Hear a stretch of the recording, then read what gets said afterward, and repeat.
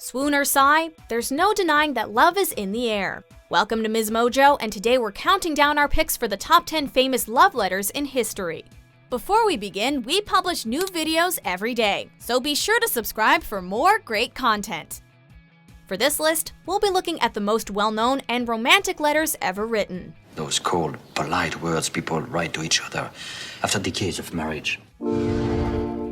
Number 10. Richard Burton to Elizabeth Taylor. I want to be free of you, of wanting you, of being afraid. The Brangelina of their day, Burton and Taylor had a tumultuous and torrid relationship, marrying and divorcing, and then marrying again. Meeting on the set of Cleopatra, the two instantaneously felt a connection, despite both of them being married to other people at the time. But I will never be free of you. The pair went on to star together in many films, and were great fodder for the gossip columns. I can be faithful for a few months, except in my dreams. As their first marriage ended, Burton wrote to Taylor describing how he couldn't believe she even stuck around with him so long. While it might be sad, we're enthralled by their tempestuous relationship. We'll make this our beginning. Beginning with tonight. You must never envy Caesar or anyone, anything again. Number 9. Marilyn Monroe to Joe DiMaggio. I think he just craved a little affection. You know, a sense of being loved and needed and wanted. Dearly loved for her looks and films, actress Marilyn Monroe was also an avid letter writer. It's true. I'll prove it to you. Despite the ups and downs of her love life, letters found in her ex-husband Joe DiMaggio's estate prove that Monroe was a romantic at heart. Even though the two divorced in 1954, less than a year after they were married, this letter might be considered a sentimental keepsake. With phrases like, "I love you till my heart could burst," Monroe poeticizes their relationship and promises to be better for the man she loved. Considering Monroe divorced him on the grounds of mental cruelty, we can't help but think that she might have been better off without him anyway. Number 8. Zelda Fitzgerald to F. Scott Fitzgerald. Well, I'm the only girl in town with style.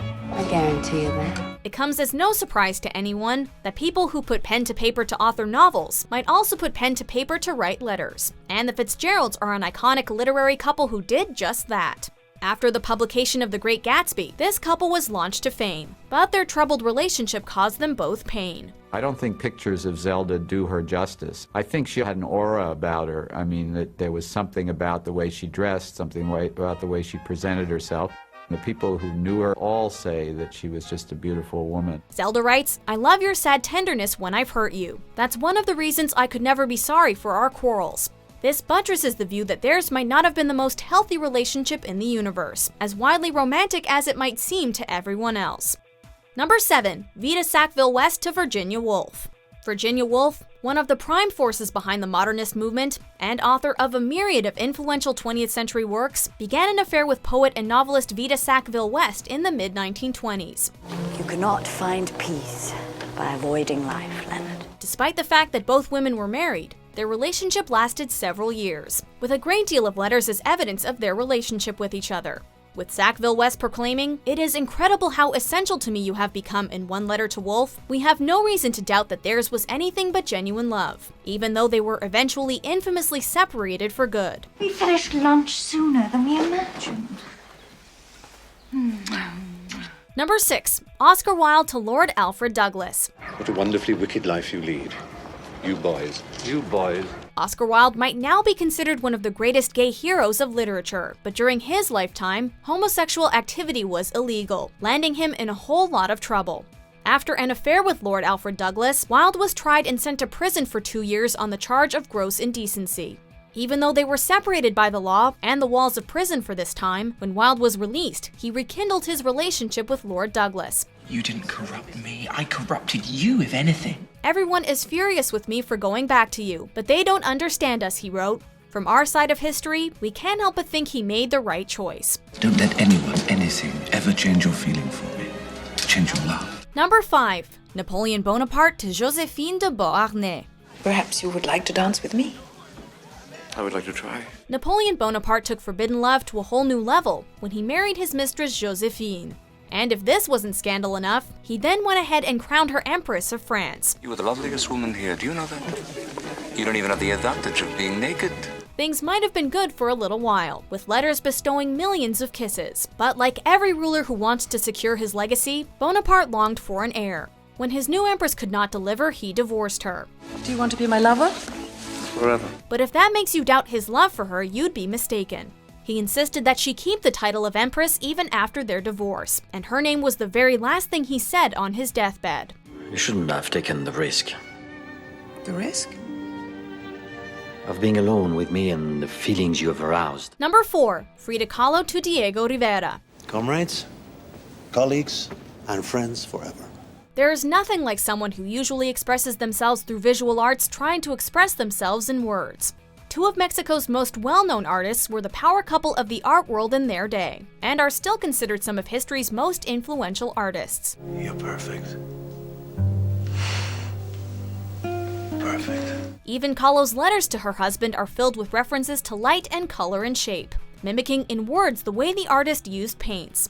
While the letters were originally written in Spanish, English translations are available and well worth reading. Loyalty is important to me. Can you be loyal? To you? Always. Good. Because I love you, Benzo.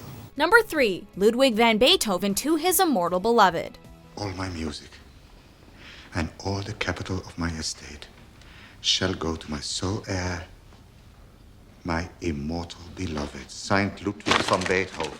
Beethoven might be best known for his musical compositions, but scholars have been almost as fascinated by the singular letter he wrote to someone simply known as Immortal Beloved. Composed July 6th and 7th in 1812, the 10-page missive was apparently never sent and was only discovered after his death. The intensity of feeling evoked by his writing has inspired a guessing game among Beethoven enthusiasts as to the identity of the intended recipient. Whoever they were, they clearly brought forth deep wells of emotion from this fiery compositional genius.